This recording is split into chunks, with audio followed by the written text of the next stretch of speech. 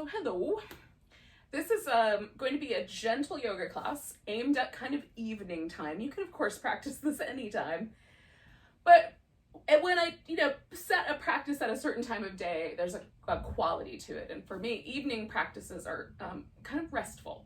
So they bring us kind of down to a more calm, centered place. And tonight it's going to be some gentle things, a little bit for our shoulders, a little bit for our hips, and we're also going to do some breath work. So at the beginning here, we're gonna do very simple breath work, and then near the end, we'll do something that's a little bit more of a technique. But you can just stay with the simple. Just stay with the simple is fine. So we're gonna start lying down, and you can put some support, if you like, underneath your legs. I'm gonna put a pillow under my legs, and I'm gonna take a folded blanket and put it where my head is gonna rest, just so I have a little extra comfort. And that way I can let my legs just rest, and my low back doesn't feel cranky. And some people can rest on the floor with their legs outstretched and they don't have that issue. But if you do, when you stretch your legs out, your low back feels really uncomfortable or that it arches off the floor, put something under your legs. It'll help relax your hip flexors. Now, you can rest your hands on your belly. You can rest one hand on your ribs and one hand on your belly. I have really short arms, and that requires that my arms kind of hang out in space. So my preference is to put my hands just right at the place where the bottom of my rib cage lives, because this is the area that I want to really focus my attention on. This is kind of from the navel to the bottom of my breastbone. I'm going to try to get my breath to move that area. So my diaphragm is getting a full expanse, which will kind of push things in the belly up and down a little bit. So just find where you're most able to rest your hands. And we're gonna breathe in and out in whatever way is appropriate. So generally it's a good idea to breathe in and out through your nose because it filters the air, it warms the air. Your body's better able to work with the oxygen because the oxygen's been warm, the molecules are a little more readily able to transfer through the capillaries into the bloodstream. But if you can't breathe through your nose because you have seasonal allergies or a deviated septum or whatever, you breathe any way you can. It's not a requirement. But if you can breathe in and out through your nose, there are benefits to it. So we're going to breathe in a way that sort of lets this portion of our body between the breastbone and the belly button rise and fall with the breath.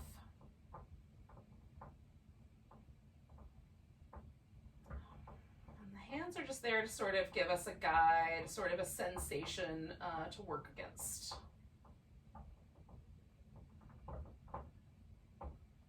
Whenever you're doing breath work, be really gentle with it. We're not trying to bear down on our breath with the force of a rhinoceros. We want to use the breath to help us shift into the parasympathetic or relaxation nervous system. Our nervous system operates in two ways. It has the sympathetic nervous system, which is the active nervous system that helps gets us going, gets stuff done, gets us out of danger. And then we've got our parasympathetic nervous system, which is our resting system. It's where our body repairs itself. It's where we digest our food. And so that's what we're aiming for evening, is to transition quite fully into that restful nervous system. So we don't want the breath to be too aggressive, because that, even if we're breathing deeply, can sort of stimulate that sympathetic nervous system. So nice, restful, deep breaths.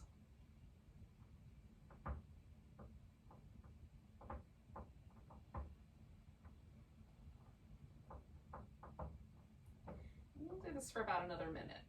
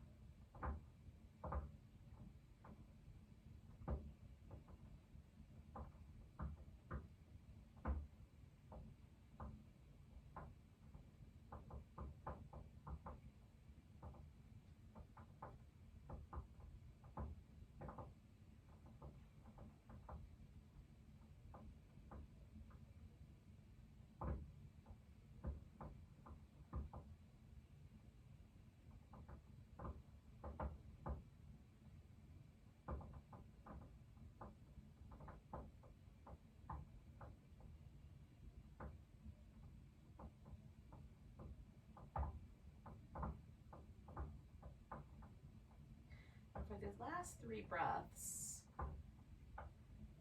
linger on your exhale just a little bit. Just let it come out a little slower. Let your inhale be natural.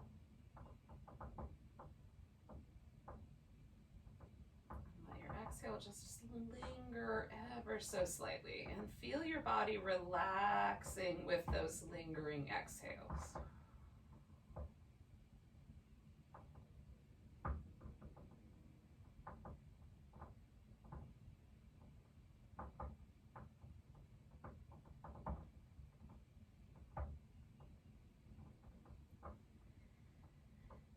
I'm gonna bring my feet in and slide the pillow up from underneath my legs. If you have a pillow or blanket under your legs, you can slide that out. You can leave the support under your head if it's not impacting your neck in an uncomfortable way.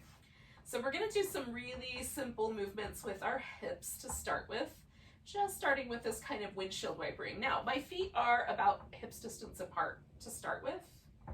And I'm just letting the legs kind of fall from one side to the other. And I'm trying to kind of pay attention to where there starts to be a little bit of a strain or a little bit of a sense of the muscle stretching on the side of my leg. So I'm not doing anything that feels too strenuous, just a pleasant kind of lengthening. Now, when I get back to the middle, I'm just gonna wiggle my feet a little wider apart, and then windshield wiper them again.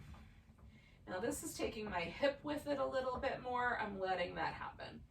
And also I'm not pushing myself over too far, I'm just letting it sort of find a natural place. We'll do this a few more times.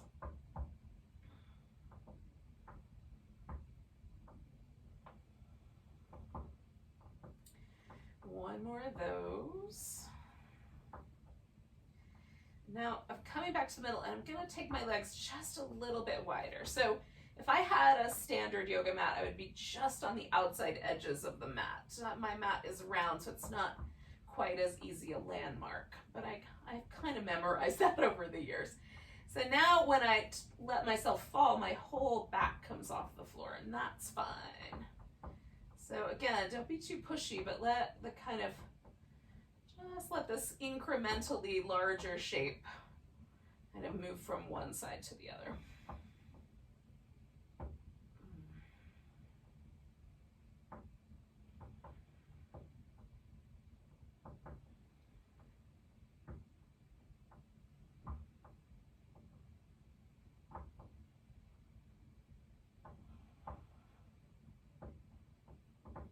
Now, we're going to bring the left foot into a position that's steady for you. Might be that you put the foot on the ground back at that hip distance position.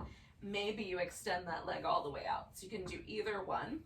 We're going to take the right leg and let it glide. So I've got my toes in the air with my heel on the ground, and I'm just going to let my heel just barely touch the floor as I glide my leg all the way out straight. When I get to the point where it's straight, I'm stretching all the way up here to the middle of my back.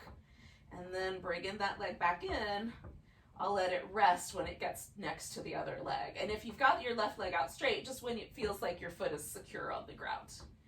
So gliding that right leg out, stretching through the whole length of the body and gliding that leg back in. Sometimes I have to jump over the edge of my mat. If your leg doesn't slide very well, you can just take just the tiniest bit of a lift there and see if you can get more of a glide. This works best on a softer, maybe a carpet surface or even a blanket. So we're going to do one more of those. I'm just gliding that leg out.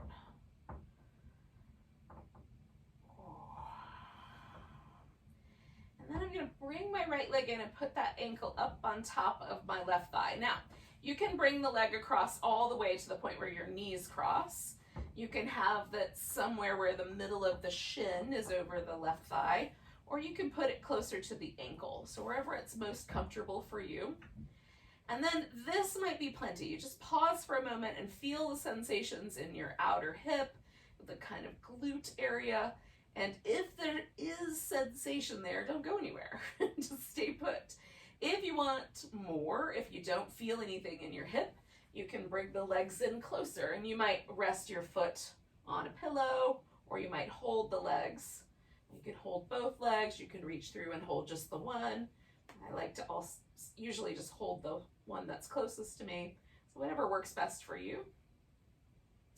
And we're gonna pause here. I'm rocking a little side to side because that feels really nice. We'll pause here for about 5 more breaths.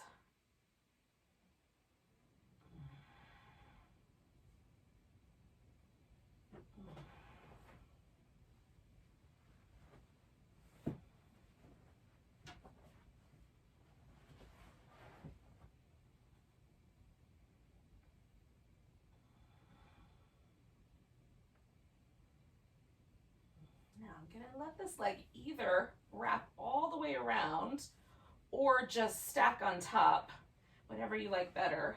And then we're gonna take the legs over to the side so we get a little bit more of a twist here. So now again, just kind of working, you know, a little bit more like holding one of those shapes we were kind of going back and forth with. So my back is a little bit off the floor, my hip is off the floor. I've got this little bit of a twist, but I'm gonna rest with this twist. And right now I'm just trying to find the spot where my legs will rest and let me keep my upper back on the floor nice and steady. Oh, so I'm reaching out a little bit through my right arm. My legs are over to the left, so the pull is from my right armpit across towards my right knee.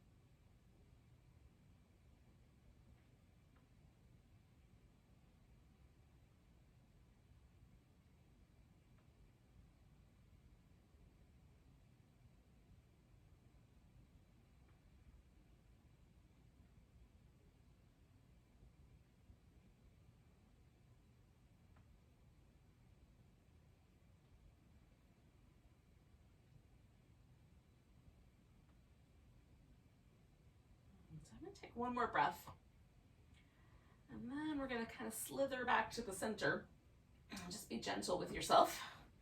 Oh. Now, I'm going to stretch my legs out for a moment. Oh. Just give them a second to relax. And just see if there's any kind of things that I notice or pick up on my right side, my left side that are slightly different from one another. May or may not be differences. Sometimes one leg feels a little longer to me, or feels like the hips a little more relaxed. Just, there might not be any differences though. Just notice what's true for your body. Now you can leave this right leg all the way straight like we did before. If you did the left leg straight, you could leave the right leg that way. I had my right leg resting on the, or my left leg resting on the floor, and about, you know, my foot placed so that it's in line with my hip and in a comfortable place. So that leg is, there's not a lot of effort to holding it there. And then I'm gonna bring that other leg, my left one, this is gonna be the gliding leg. So with my toes up, I'm gonna press the leg out and stretch all the way through the center. And then glide it on back. And again, sometimes I would have to like kind of jump it over the edge of the mat, or there might be like a little bit of a lift. But as relaxed as you can keep it, that's the best, especially at this point where we're stretching it out. We want to get that good length there. So that's the most important part. And then the rest of this movement pattern is mostly about kind of creating like the least amount of tug on the hip flexors possible. So we'll just do our best. Nice big long stretch. And drawing that leg in. We're going to do one more of the little glides. Give it a good stretch. Draw the leg in. So if your right leg has been all the way extended, you can bring that guy in, and then we're going to put that left leg up on top, and it might be that that's enough sensation, you just pause there, or it might be that you bring your legs in toward you and pause there. And so whichever is the right answer.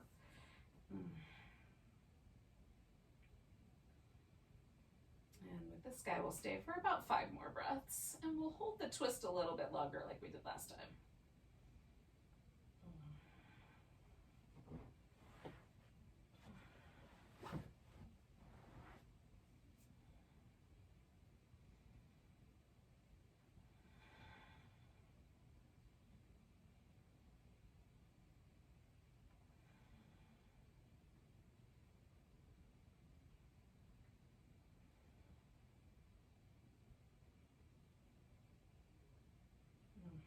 Okay, I'm gonna take one more breath. Still feeling pretty good. And then I'm gonna take my legs over. I'm kind of letting them stay wrapped around each other because it felt pretty good last time, so I'm gonna keep that idea this time too. See if I like it on this side as well. Okay, so now I've got that diagonal stretch going from this hip up to this shoulder, kind of across the side of my body here through my chest muscle. So because I've got all that little sensation and it's nice and mild and nothing feels like it's cramping or gripping to hold me there, I'm feeling good. If you need, put more support into your legs, add more support into your head or your shoulder, so you can find a place where you can let the body really sink in. And we'll stay for a couple minutes.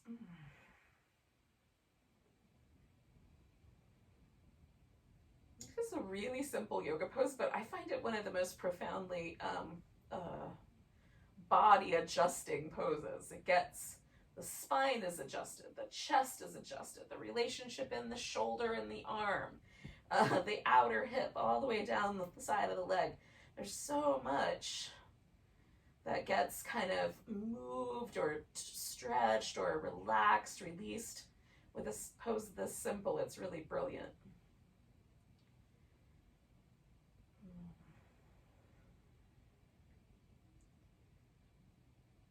One of the kind of, a couple of years ago I saw this meme on Facebook that said gentle is the new advanced yoga. It's like, that's the shizzle right there. That's the truth. Because even, there's a lot of attention and awareness that we have to pay to be gentle with ourselves. It's sometimes quite easy to jerk ourselves around.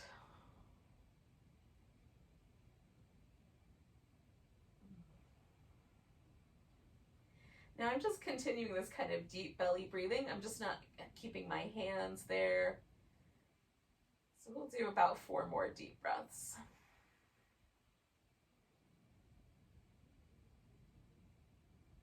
And can you feel how there's a little bit of a difference on the right side and the left side with how your breath responds to this pose?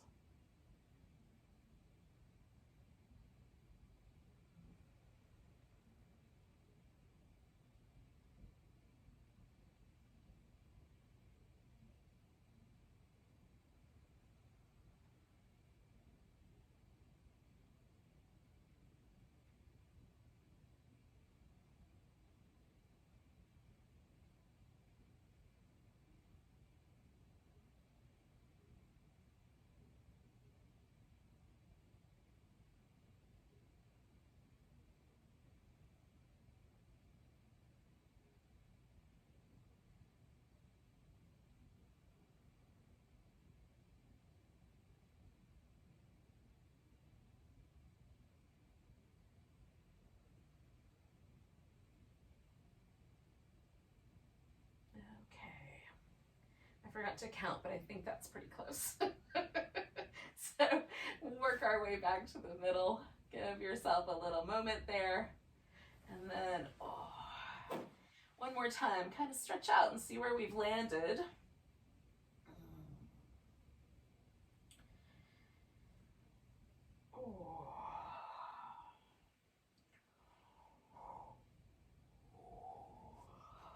So everything to me feels a little bit more even. I'm not really picking up on any very distinctive differences between my two sides like I was last time. It's I wouldn't, there's nothing that is, basically nothing is standing out. It's very soft, very relaxed, which is kind of a goal. Feel a little more relaxed, like the front of my hip is a little more relaxed. My low back is not arching off the ground in the same way that it was when I first laid down. So, you know, the changes are there. It's just very subtle and very gentle. Now, we're going to essentially just kind of flip ourselves upside down, and we'll do some Cobra work. And then we'll do a little kind of hip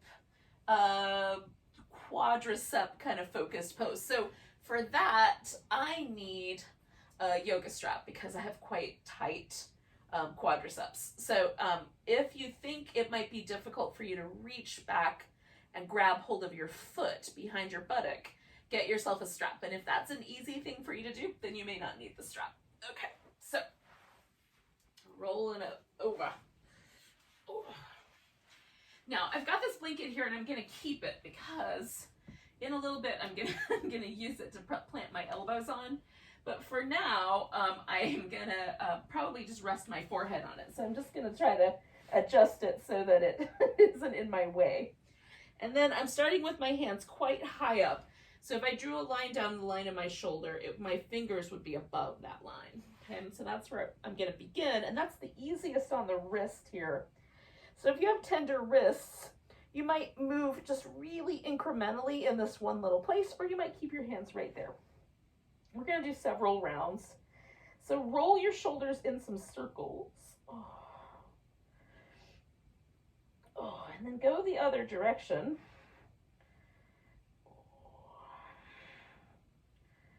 And then essentially what we're going to do is we're going to do like one shoulder up, one shoulder down, one shoulder up, one shoulder down. We're just going to alternate. And by up, I just mean I'm moving one shoulder up toward my ears and the other shoulder as far down toward my waist as I can get it to go. And one more. Okay.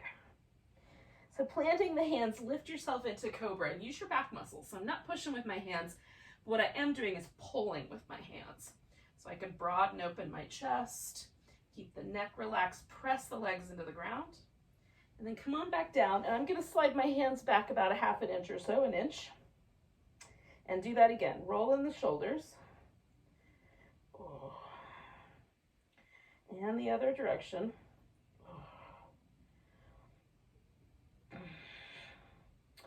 And then one shoulder up and one shoulder down.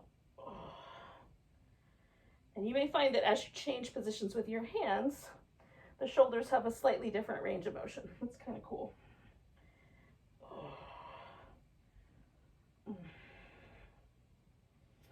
One more. Okay, and then we're going to lift into Cobra. And broaden and pull backwards. Press the legs down. And then one more of those. Coming back, rolling the shoulders. And other direction. And then one shoulder up and one shoulder down.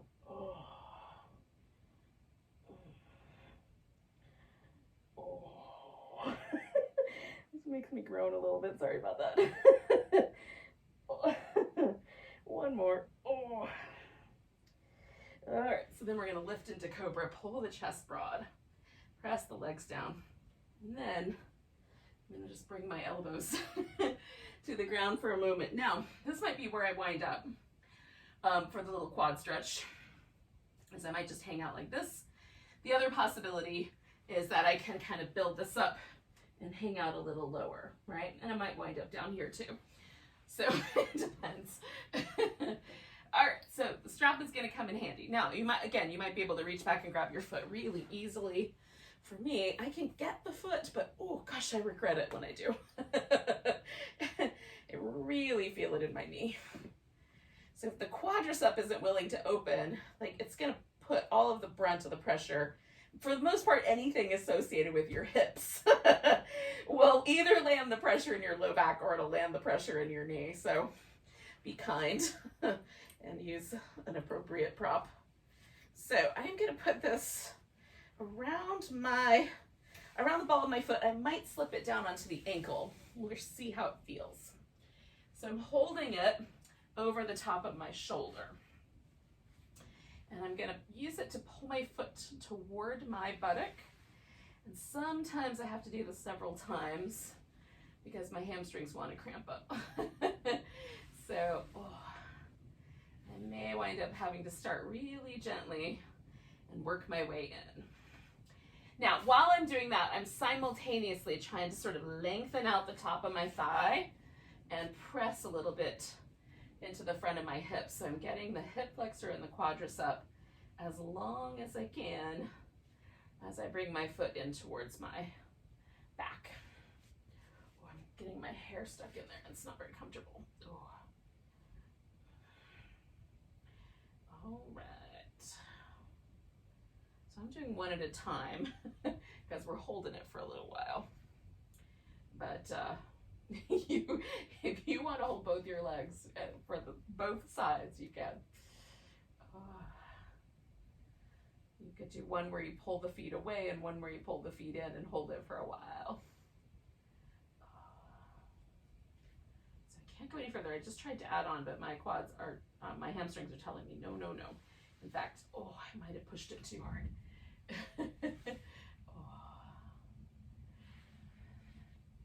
There's a lot of reasons why muscles cramp. There can be like hydration issues.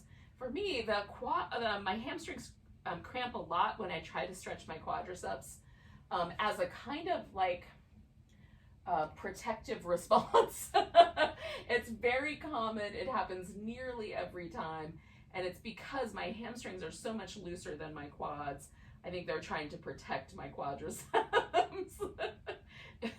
It's like sympathetic gripping. If I engage the hamstrings a little bit, if I try to kind of grip with them, it sometimes can help. So you can try that as well if you suffer similarly. We're gonna do 2 more deep breaths on this side. Now I've also been in this back bend, so I'm gonna release this leg and then I'm gonna roll to my side for a moment so that I can switch, see if I can switch feet without having to use my hands. I don't know if I'm gonna work this out. Sometimes I can be smooth and sometimes no. Okay, there we go. And then before I do this other side, I've got it all set up now, I'm gonna just pause and do these little windshield wipers. Just release.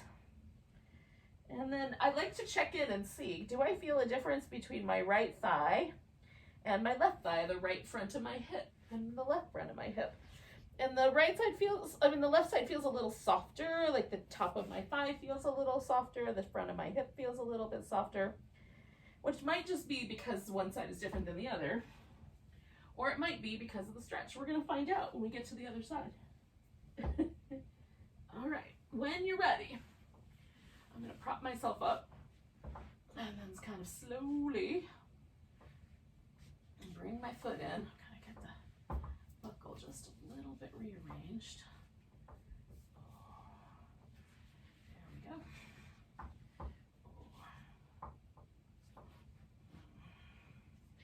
This side is a little bit friendlier in terms of my hamstrings don't feel the need to cramp up nearly as much on this side as they do on the left, which is interesting. But the front of my right hip is a little tighter, so it takes a little bit more of a concerted effort for me to keep the top of that thigh relaxing. And again, we'll stay for a while.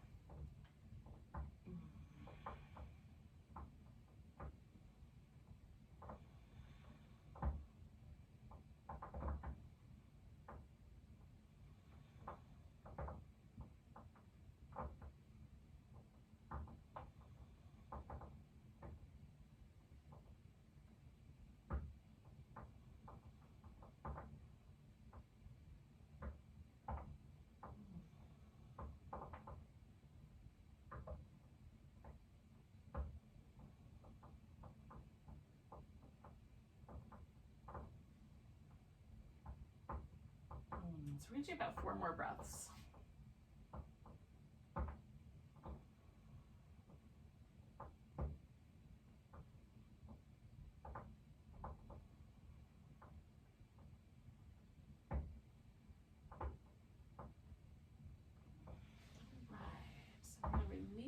leg. I'm gonna slip the strap off. Do the little windshield wiper moves. And we are going to eventually come onto our side, and then eventually we're going to sit up. Now, if you would rather do like a little child's pose instead of laying on your side, you can. No one's stopping you. Child's pose is delightful. All right. Now, get a comfortable seat, because we're going to do another little breath technique. Now, this breath technique is the English term for it is, the way I've usually heard it described, is called box breathing. Now, your box could be a square, or it could be a rectangle. Is that the right shape? So it could have a longer, like you could have a longer inhale or a longer exhale, a shorter hold. Essentially what we're going to do is we're going to inhale for a count, hold for a count, exhale for a count, hold for a count, inhale, hold, exhale, hold. And so that's creating the little box. So if you have a square, you're doing the same count, right? 4 count inhale, 4 count hold, 4 count exhale, 4 count hold. But some of us holding the breath can be tricky. So if you have high blood pressure, or you have a tendency to be currently in states of anxiety, you might want to hold less. Sometimes it can sort of stimulate a little bit of a panic if you're not accustomed to it. So you just work with it with a gentle focus, and if it feels like you're getting a little breathless or it feels a little panicky, shorten those holds down a little bit and keep the inhale and the exhale a little bit more even. I'm going to start with a 4 count all the way around the box, right? 4 up, 4 hold, 4 exhale, 4 hold, and see how I do. And then I modify based on how my body responds, right? And then as I go along, sometimes the count gets a little longer. We're going to aim for about 7 or 8 rounds of this, right on. So get yourself comfortable, take a couple of deep breaths, and just relax with your exhale. Now, is it best for you to breathe in and out through your nose, or are you going to do some in through the nose and out through the mouth? Like, you get to decide. I'm going to breathe in and out through my nose because my air passages are open and there's no resistance there. It feels fine to do that. Now, I'm going to inhale for a count of 4, 3, 2, 1, and hold for 4, 3, 2, 1. Exhale, 4, 3, 2, 1. Hold for 4, 3, 2, 1. Inhale, 4. So you get the count. And you're going to count on your own. You get to make up your own numbers. Hold. When it's ready, exhale. Try to hold. So again, if you find yourself getting kind of breathless right at the end of that exhale hold, shorten that. Shorten it on both ends. Okay, keep going.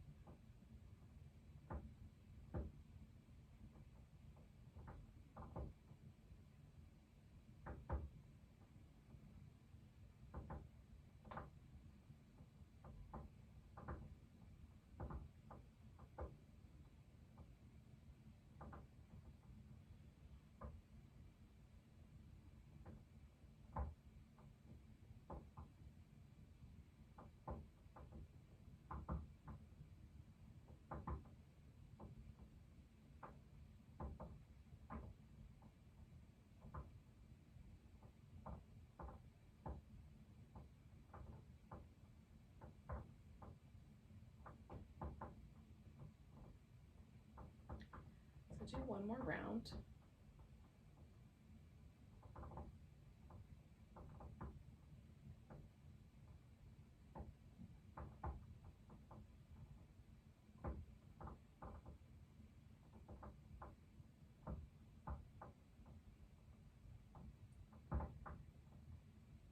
And let yourself just breathe normally for a moment and just kind of hang out where the breath brought you.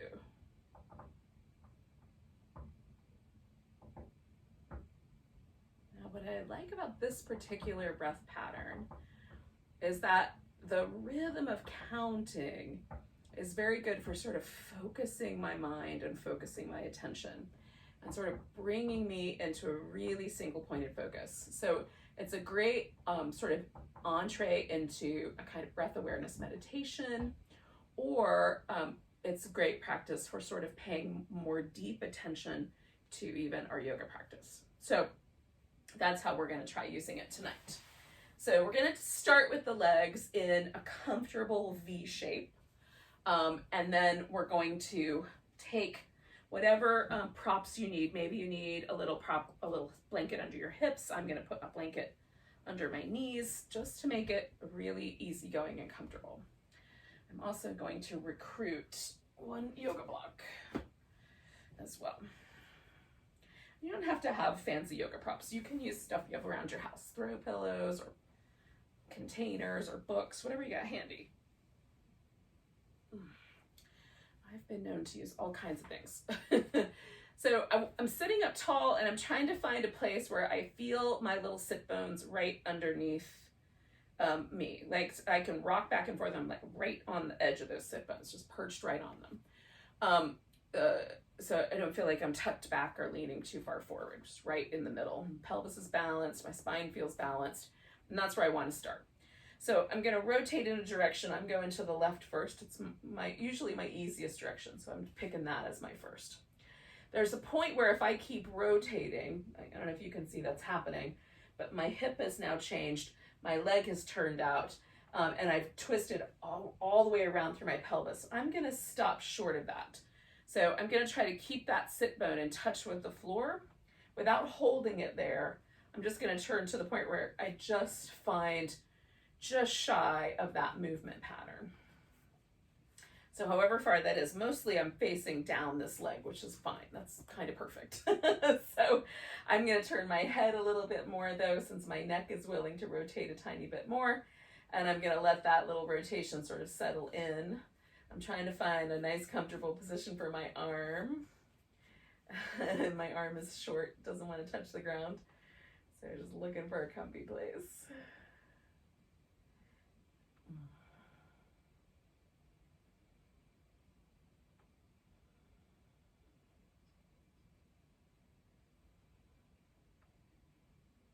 Okay, so coming back into that kind of focused awareness that we had with the breath, the box breathing, I'm going to pay really close attention to the breath in my nostrils here for these next couple of breaths. Now, if your nostrils are blocked because of seasonal allergies or whatever, this may not make sense tonight. But at some point in the future, when you've got really open nostrils, pay attention, because quite often for me, the nostrils will switch dominance as I turn my head or as I twist my spine. And I don't know what the mechanism is that causes that exactly, but something happens. And I think it's interesting. So I'm just going to pay attention to how sensitive the nostrils are. Left one versus right one.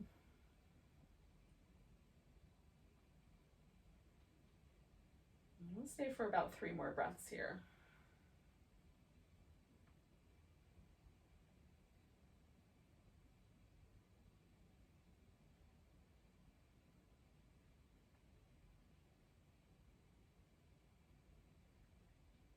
Now I'm going to bring my head back so it lines up with my torso, and I'm going to fold over this leg that I'm pointing towards. So that's my left leg. Now my right leg I can leave as it is, or I can bend at the knee, right? You can bring that leg in this way, or you can bring the leg in that way. So whichever you want to do. There's 3 possibilities. I'm going to go for this way. I think I need one more block. So leaving myself with a little V and just making some arm rests here. Now for me, I can lay my whole belly and chest on this thigh. From there, the rest of me doesn't want to go all the way down. So that the arm rests help. It gives me a little place to land my arms so there's no pressure in my shoulders. And then I'm just letting my neck remain as kind of an extension of my spine. But your body might be back here somewhere, or even back here somewhere. Wherever it lands is fine. Just pause there and create a sense of sort of letting go into that shape. And then once you've gotten yourself in the shape in a comfortable way, then come back to the sensitivity of your nostrils and see if anything shifted. Is the same nostril sensitive? Is the front of the nostril sensitive, or the back of the nostril, or the side? Just notice all the little details.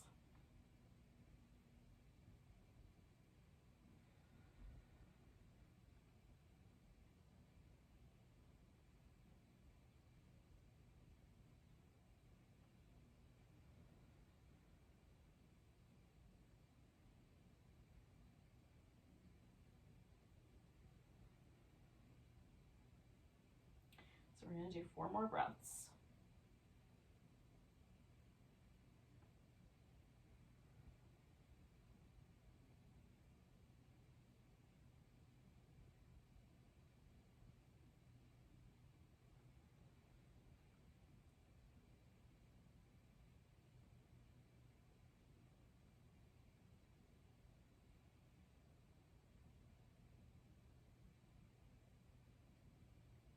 Now I'm going to come all the way up.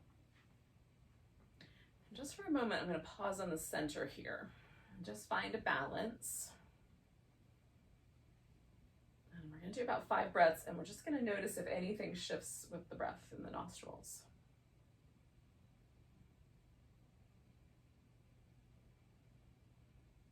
So I'm going to tell you what I've noticed, and then we'll see if it changes when we do the other side. But what I noticed as soon as I turned was that my left nostril became much more sensitive than my right. And when I was just sitting up and twisted, the whole nostril felt more sensitive. But when I folded forward, it was like the back side of the nostril was the part that was sensitive. Now that I'm sitting up in the center, I don't feel any difference in sensitivity between the 2 nostrils. They feel completely the same. Now, this may not be your experience. But notice what is, because maybe there's a difference, maybe there's not. It's quite possible that this is something that only I notice. I don't think so, though. Pretty sure other people have noticed it too. All right, so let's try the other side. Let's see what happens. It's an experiment. So I've got my weight on my sit bones. So first I just find that, and then I'm turning the other direction as far around as I can go before I lift this hip with me. And then I'm just gonna find a comfortable way for my arms to rest, and I'm gonna continue the turn with my head, just a comfortable amount of space around.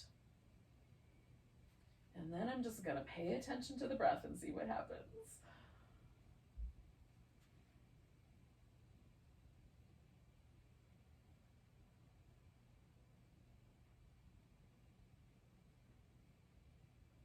So it only took 3 breaths for me to be fully more sensitive on the right nostril than the left. This may not be your experience, but notice what you experience, because it's not wrong. It just, whatever it is what it is.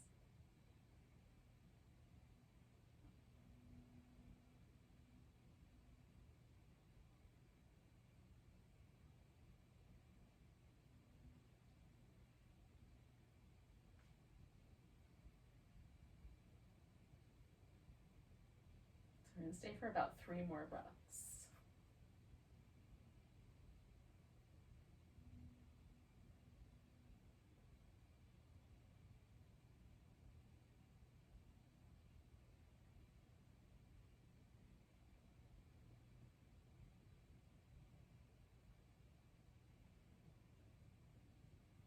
Okay, so I'm going to bring my head back and fold forward. Again, I'm just going to go as far in as I can go until my body says stop. And then I'm going to create a little relaxing structure to lean into. And whatever you did with your left leg, or whatever you did with your leg last time on the other side, do the same thing with your left leg. Or whatever leg you're doing the other side. And then again, once you've got your body settled, then come back to this kind of narrowed in focus on your nostrils and the breath itself.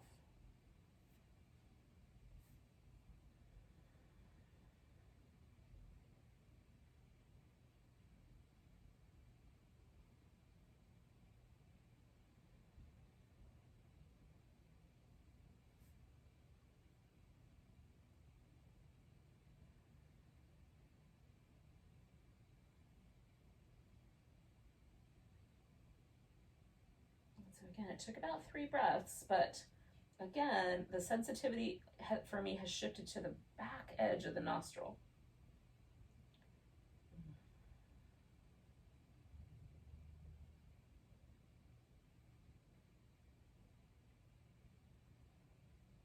So we'll stay for about 4 more breaths.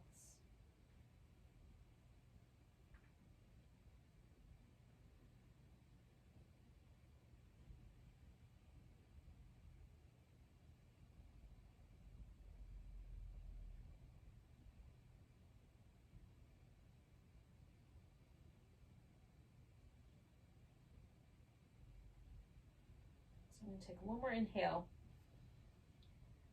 and then come all the way back up. Pause in the middle. Now here's what I think. So there's this yoga information about like the energy channels in the body. They're called nadis. And so there's a energy channel that kind of corresponds to the central part of the body called the Sushumna Nadi. And that is where the chakras live. So you might have heard of that. And the Sushumna Nadi is also the place where our energy can rise or settle, right? So when we're more settled, it might be a little more kind of oriented in the lower part of the body. And then there's places where we get kind of a little more connected to God. It might rise a little bit higher. This is the notion. And then there's a second notion, which is that around that Sushumna Nadi rolls these pathways that line up or correspond to the nostrils, the Ida and the Pingala Nadi. The Pingala Nadi corresponds to the right nostril, and that's the active channel. And the Ida corresponds to the left nostril, and this is the passive channel. Now, all of these kinds of notions, chakras, nadis, all of these things are the way that yogis in the Middle Ages, or perhaps before that, a lot of the texts that we have where this stuff is described in detail come from the Middle Ages. But this information is their way of articulating an experience that they were having. And what I think is that, this is Candy's take on things, what I think is that they were experiencing this kind of nostril shifting, this kind of sensitivity shifting, and then came up with this model of why it would work that way. And I think very deep attention, perhaps, was required for these kinds of ideas. But we don't have to, necessarily think about them as energy channels, although we can. I mean, it's fun. I like all kinds of hippie ideas. But, but there's a physical correspondence, right?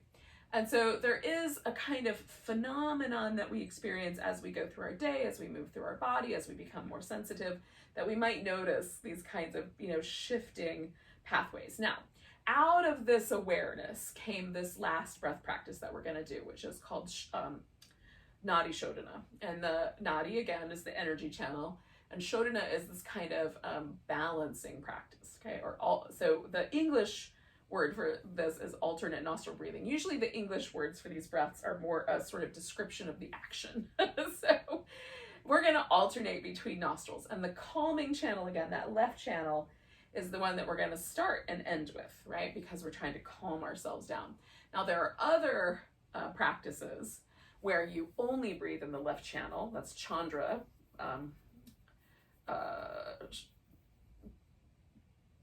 Vedana, and then there's I'm trying to remember what the solar one is called. In any case, there's a practice for the solar channel. If you want to be more up, you do the solar one. If you want to be more the calm, you do the lunar one. We're doing the balancing one, okay? And at this time of year, like spring and fall, is a good time for balance. It's like right between the two kind of energies of season. Okay, so you're going to take your peace sign fingers And you're either going to rest them on your forehead or you're going to curl them into your palm. I like curling them into my palm, but that kind of focus of having my forehead be the base is sometimes nice as well. And then you're going to use your ring finger and your thumb. Now use your dominant hand. I'm right-handed, right hand. If you're left-handed, it'll be your left hand, right? Now for me, my thumb, because I'm right-handed, is going to wind up on my right nostril, and my ring finger is going to wind up on my left. And if you were doing it the opposite way, you get it. Okay. So whatever, if you're left-handed, just translate the descriptions to your left side. You've been doing that your whole life anyway, because we're very right hand focused quite often in the world.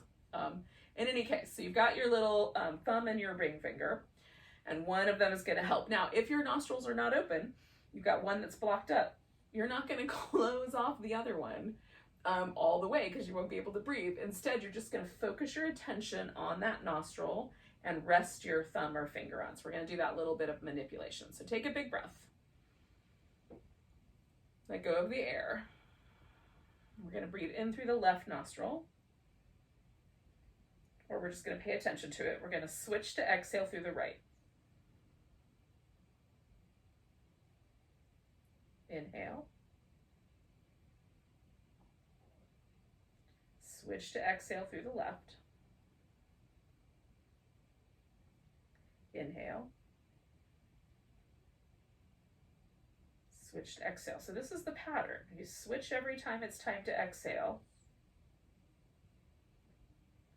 And just put all of your attention on the nostril you're working with. Let's do about 4 more rounds on your own at your own pace.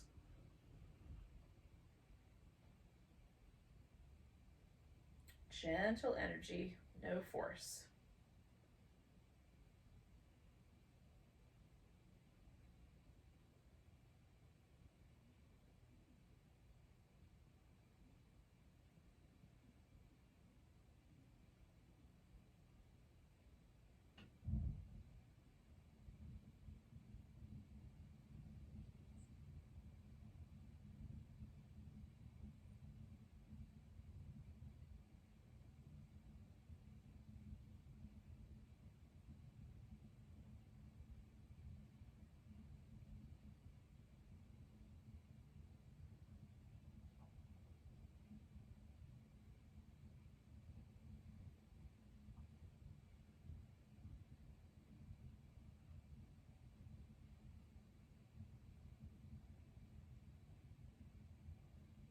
Now we're going to do one more round, and you'll end when you next exhale through your left nostril.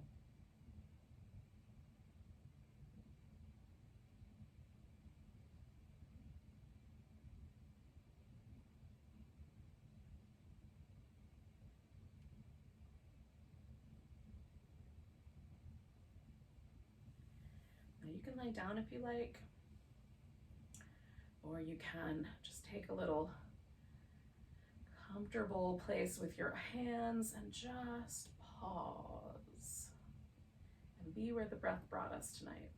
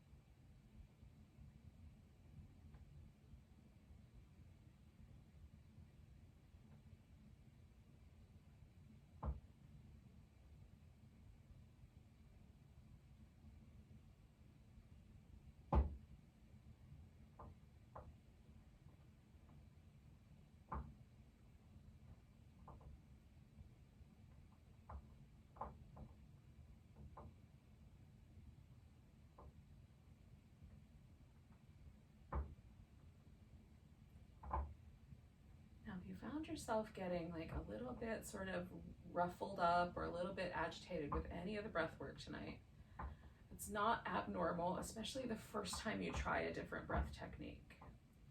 So start with that deep belly breathing, stay there until that is so second nature that you find yourself doing that without the technique. And then slowly kind of work with the techniques that are more comfortable and work into a more comfortable relationship with the kind of stranger breath techniques, if at all. They're not necessary. They're interesting, but they're not necessary for our spiritual development or physical development. I find them fun ways to sort of give myself something to notice and pay attention to and be present. So for what it's worth, there we are. Thank you so much for joining me for some gentle yoga and some breath work tonight. Enjoy the rest of your evening or whatever time you're watching this, the rest of your day. Namaste.